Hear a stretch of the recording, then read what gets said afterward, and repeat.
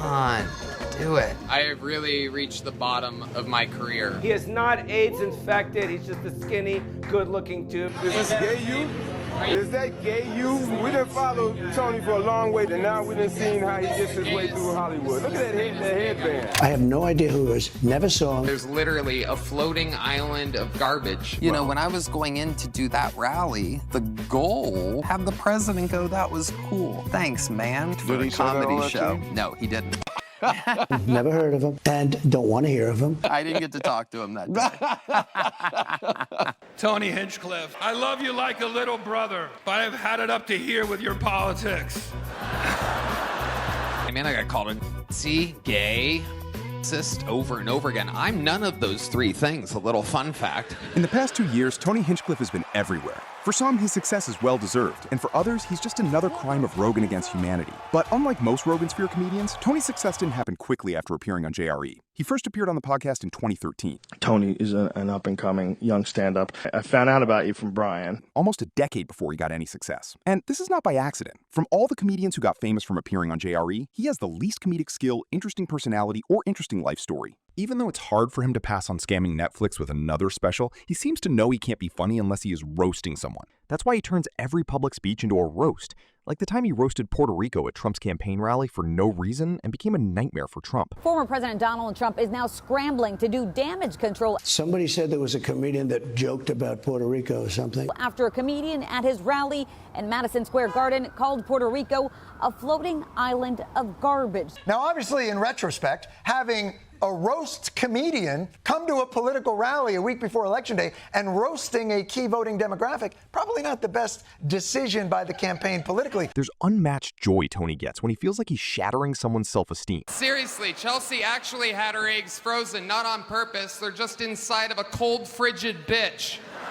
Even if that someone is a friend who has been with him since the beginning, like roasting his producer, who has been with him since the beginning of Kill Tony, when they were hosting for 5 people. I'll be in July. I'll be in San Diego with Casey Rock. Is that still not sold out? No, they just released new tickets. Oh my God, wow. AmericanComedyCode.com. Wow. Help Redman fill up the comedy club he's been promoting for months in San Diego, people. The entire city of San Diego. It's a comedy club, people. Buy tickets for Redman's show. Thanks for all the support, Tony Hinchcliffe.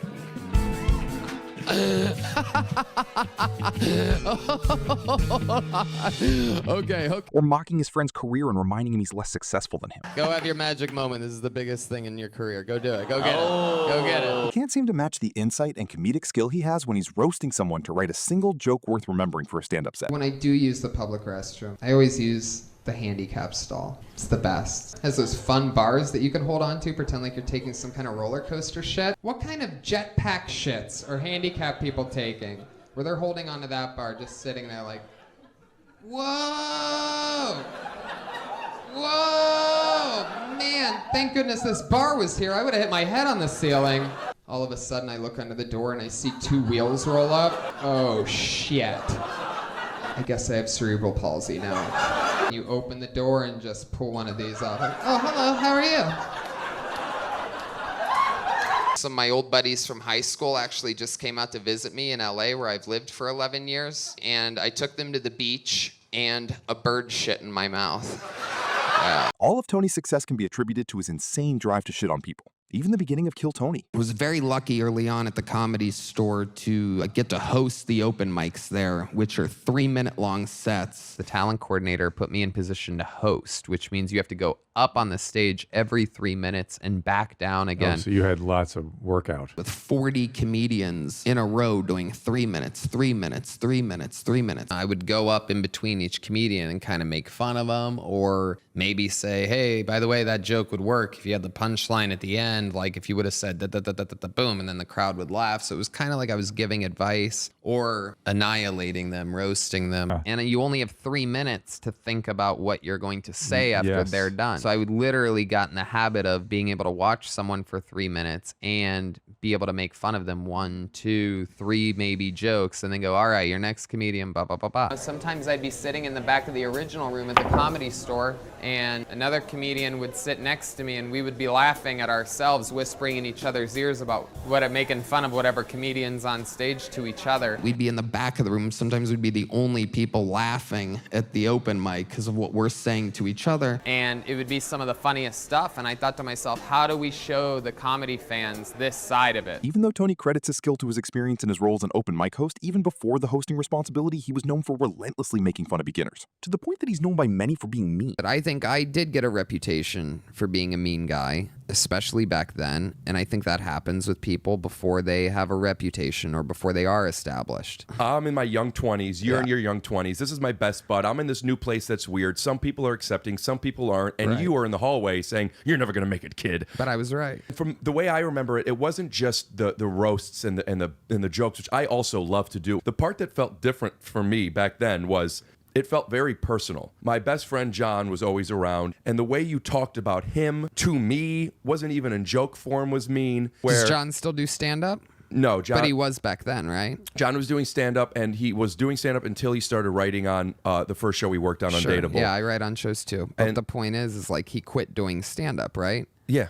And I mean, so I wasn't wrong about John. So while everyone who happened to be around Joe Rogan started doing podcasts, Tony had a unique idea. Everyone was saying, Tony, you have to do a podcast. You got to do a podcast. Everyone has a podcast. I really thought I was late to the party. Everybody kind of already had their podcast going for a few years. The Comedy Store didn't have much going on at the time, and there was Red Band who had his own podcast network. I was featured on a lot of the podcasts. So when it was time to come up with my own, I wanted to do one live in front of a live audience. And I don't think people notice it, but when you go see a real raw live show, you can have a lot more fun. And then it feels more dangerous. It's more fun. So we went live at the Comedy Store, and I used my Comedy Store open mic hosting experience. But I realized very early on that while 3 minutes seems like a short time, it's also a very long time if someone's a newer comedian. And so I decided to make it 1 minute for my show. It was completely unheard of at the time. While every comedian that did JRE saw more and more success in their popularity,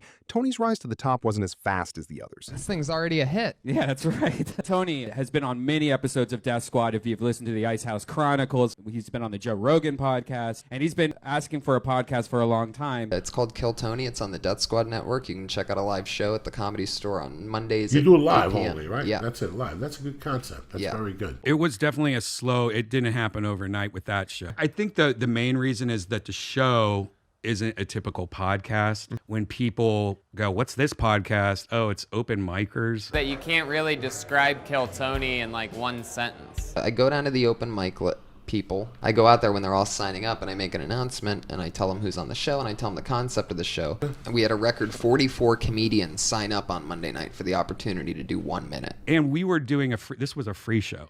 I remember we were like, maybe we should charge $5, I think. I mean, that was so scary for us because we didn't want those 30 people not to show up anymore. Yeah, I remember doing it in the belly room. Not even sold out, in the belly room. Which is about, 80 people, 100 people. It's a small room. And then we did it for 4 years or so. And then one day they offered, hey, do you want to start doing it in the main room, the big room? And it's what, 200-300? Yeah, 300 or so. And that was one, we're like, dude, I don't know. If we leave this room, start doing it there, they're just going to put another show in there. And then we're going to be stuck in this big room with, what if we can't fill that room? It's just this huge room. Scary. So it was very scary. But no matter how frustrating the very slow growth was, Tony's impressive work ethic and obsession had already been tested and proven by his early stand-up career. You've been at the store for what, 10 years? I've been there for 12 and a half 12 years. So started stand-up at 22 at the Comedy Store. And yeah, I was on a bicycle, no car. When I met Tony, this was a long time ago now. He was a door guy at the Comedy Store, right, Tony? Yep. I'm working a phone shift. So that's like 11 a.m. to 7 p.m. You used to literally answer the landline phone. So you would have to answer the phone and go, Comedy Store, this is Tony. And you'd have to lie because the shows weren't that great back then. I've been with the band for over 4 years now. You play guitar for the band? I started off as the lights and You were the sound lights guy. and sound. I was working all the hours from literally 11 a.m. on the phones to 7 p.m. at night, and then I would put on the Comedy Store t-shirt and work the door from 8 p.m. till 2:30 in the morning, and then do it again the next day. By doing that all day, they'd give you a couple minutes at night on the stage? Not even. They would give you a couple minutes on Sundays and Mondays. When I used to ride my bicycle here all the way from Burbank, I would take the train at Universal City and get off at Hollywood Highland, and then Live podcast struggled. He started seeing more hope in his writing career after he approached Jeff Ross at the Comedy Store and asked to work with him. And I said, Jeff, I'm Tony. You've seen me with the Barris Brody Overdrive playing air guitar or whatever. I just want to let you know that if you ever need any extra roast jokes for anything whatsoever, I'm super, super down and really, really good at it. And I think we could really, really help each other out. Something to that effect. Got it all together, and I helped him work on the Friars Club roast of Quentin Tarantino. It was the very first. That's the first one in which your pen was put into effect? Yep. And I remember I had just enough money for the coffee that got me through that writing session. Seriously. We wound up writing Comedy Central's The Burn and a lot of the roasts and side projects, and we became writing cohorts all the time. When he got offered his biggest job, writing for WWE, he had to make a tough choice. At one point in time, Tony was going to get hired by the WWE, but he didn't want to move to Connecticut. He was going to be one of the writers. They offered me a full-time writing job. I can talk about it now because I'm not getting it. I'm not doing it. A couple months ago, they offered me a full-time job to move to Stamford, Connecticut. Yeah, after one meeting, a meeting like this that was about an hour and a half. At the end, they go, how would you feel about moving to Stamford, Connecticut for 1 year? But at the time, I was already 3, 4, 5 years into stand-up comedy and working at the store. I devoted everything to stand-up comedy. They pay you so good. It's like hundreds and hundreds of thousands of dollars. I mean, I was so broke, it was crazy for me to turn down the job. I should have, on paper, I am a moron for not taking the job, but it was a huge gamble that, thank God, paid off. After many shout-outs from Rogan Sphere comedians and guest appearances, step by step, the show started picking up a following. The guest who has been the most in demand, he's here tonight. This is a special episode of what we're going to call Overkill, Tony, because this is completely just thunder and lightning the entire way through. Put your hands together for these guys. It's Joey Diaz, the Great, Joe Rogan, and Bill Burr, Tom Segura, and Bert Kreischer. Wow. 2020 was the most important year in Kill Tony's history. It was a year when the show faced its biggest difficulty because, due to restrictions on public gatherings, they weren't able to host the show in the usual format. It was stripped of almost all the features that made the show what it is. COVID hit right when we were like kind of on the ups and ups and stuff. And they're like, fuck, our show has to have an audience or it has to have people. Yeah. And we have to keep on doing it. Instead of, everybody else is just doing their normal podcasts. Meanwhile, other podcasts like JRE, Flagrant, Joey Diaz's, Tom Segura's, and Bert's podcasts were seeing huge, never-before-seen growth. Everybody else's podcasts during the pandemic skyrocketed like that. Us, the only show with a live audience, was done. But we didn't stop. The COVID days were some of the grossest days ever for Kill Tony. Down on the open mics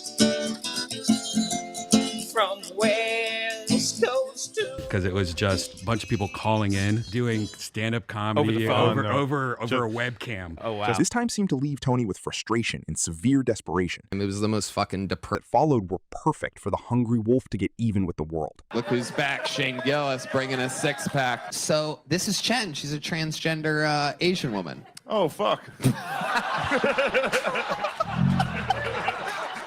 Post-pandemic, thanks to the growth of short-form content and authentic moments being clippable, Kill Tony was already experiencing growth never seen before. All right, go ahead. You look like the dog from Family Guy. This is when Tony decided to move to Austin following Joe Rogan. With the political shift came the end of cancel culture and political correctness, and Tony and Rogan found themselves on the front line of the gold rush for political grifters. And if you want to never make fun of marginalized groups or never make fun of protected classes or never make fun of anybody that's downtrodden or disassociated or you can't do that. You can't. That's not stand-up comedy. Where you go to some in certain cities, there's a prerequisite to do a trans joke. There's a prerequisite to do an R-word joke. In the age of political correctness fatigue, Tony found himself with the perfect format. Who do you see trying to push boundaries more than an amateur comic who finds himself in front of a huge crowd with only a minute to leave a lasting impression? What do you call a black doctor? Nothing. There are no black doctors. Ah! The Kill Tony Mongoloids are like, yeah! Say the N-word! You son of a bitch, that was incredible. Pendulums maybe swung a little too far. Not everyone has to say it. True.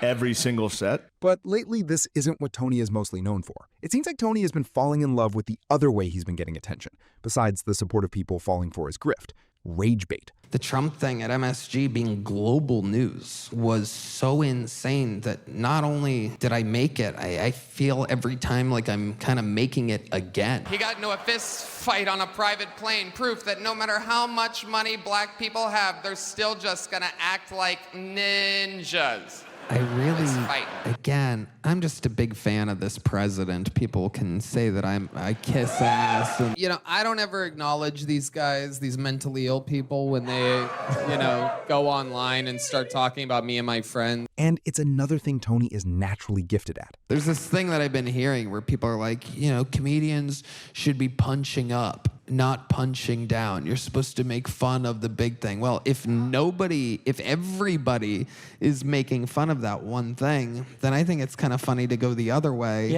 and to push it up. So I literally have in my stand-up set pro-Trump jokes. Get ready to hear some real racist jokes from a guy who truly believes them and hopes J.D. Vance is watching. Guys, Tony Hinchcliffe. Again, just like the roasts, it's hard to tell how much of this is a performance to get attention and how much of it is his nature, like his ego, which usually makes him unlikable. I've been to Tony's apartment in Austin. He literally has thrones. For real, he sits in... This was not a joke. The man actually has a throne he bought. In this audio podcast, the host asked him about it. Is there an explanation? Well, I love it personally, but are you on a set? Or are you? No, this is the middle of my home, actually. I finally made money after a decade and a half plus of really, really struggling. And I decided, you know what, if I'm gonna buy stuff for my home, I'm gonna do it crazy in the way that I've always imagined in the wildest dreams. Solid gold chair, first order business. Yeah. Hated or loved, it seems like Tony has been enjoying the attention he's been getting, but let's hope that's going to be the last special and that he just sticks to the roast.